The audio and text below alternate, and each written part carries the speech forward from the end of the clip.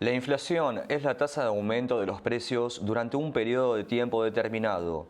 Suele ser una medida amplia que muestra el aumento general de los precios o el coste de la vida en un país, pero también puede calcularse de forma más limitada para bienes específicos, como los alimentos o servicios, como un corte de pelo, etcétera, etcétera, etcétera.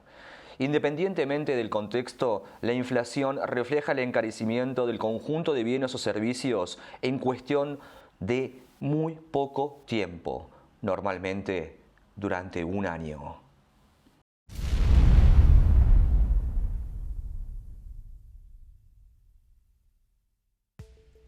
¿Cómo se mide la inflación? El costo de vida para los consumidores depende del precio de muchos bienes y servicios y de la proporción que cada uno representa en el presupuesto familiar.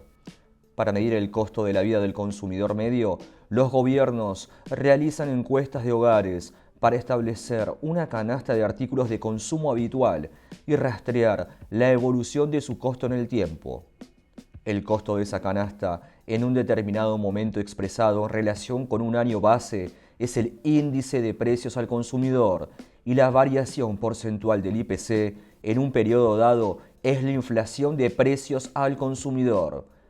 La medida de la inflación más ampliamente utilizada, por ejemplo, si el IPC del año base es 100 y el IPC actual es 110, la inflación del periodo es 10%.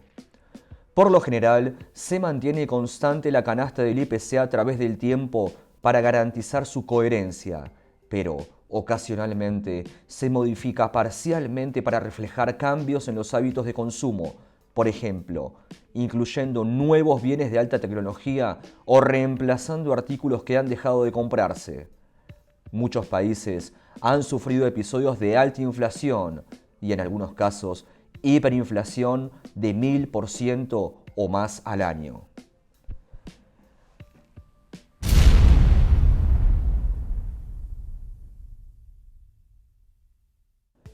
¿Qué factores generan inflación?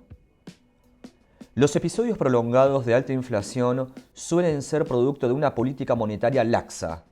Si la oferta monetaria crece demasiado en relación con el tamaño de la economía, el valor unitario de la moneda disminuye, es decir, su poder adquisitivo cae y los precios suben. Esta relación entre la oferta monetaria y el tamaño de la economía se denomina teoría cuantitativa del dinero y es una de las hipótesis más antiguas de la ciencia económica. Las presiones por el lado de la oferta o la demanda también pueden ser inflacionarias. Los shocks de oferta que perturban la producción, como los desastres naturales, o elevan sus costos, como los altos precios del petróleo, pueden reducir la oferta global y determinar una inflación de costos, como sucedió en la economía mundial en 2008, cuando el comercio transmitió la fuerte alza de los alimentos y los combustibles de un país a otro, o a la inversa, los shocks de demanda como un repunte del mercado accionario.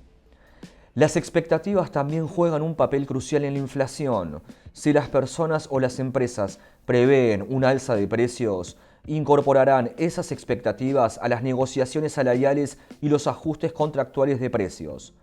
Los bancos centrales se basan cada vez más en su capacidad de influir en las expectativas inflacionarias como instrumento para reducir la inflación. Para ello, las autoridades anuncian su intención de mantener temporalmente baja la actividad económica, a fin de moderar las expectativas y el componente de inflación implícito en los contratos. Cuanta más credibilidad inspire el Banco Central, tanto mayor será la influencia de sus pronunciamientos en las expectativas de inflación.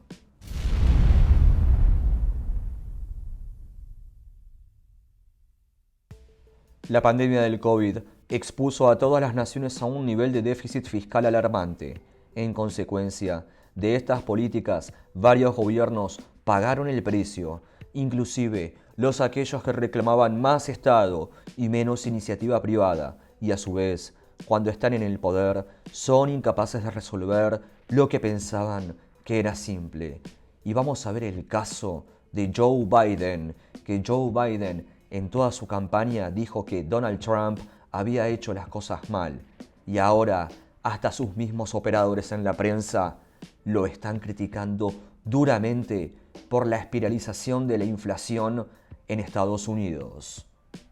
This inflation in context, how bad is the surge in prices? It's awful. I mean, it's awful, and how people feel about it is even worse. You know, you look at the consumer sentiment right now, and what do you see? This is the worst consumer sentiment ever measured by the University of Michigan, going all the way back since 1952. Wow. You basically, even if you double my age, that doesn't get you back to 1952. And while I'm young, I'm not that young, right?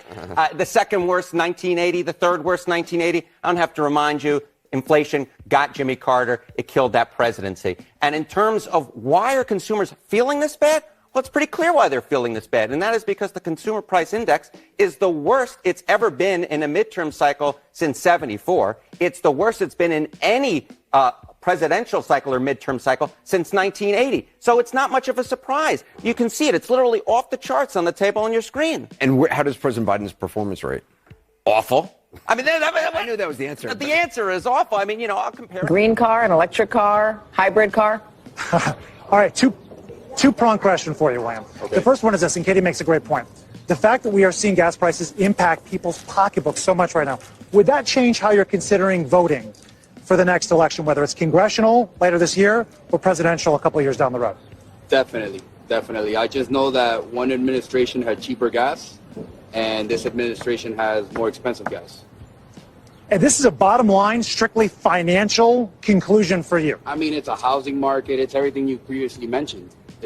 Gas is a big part of it, but, right now.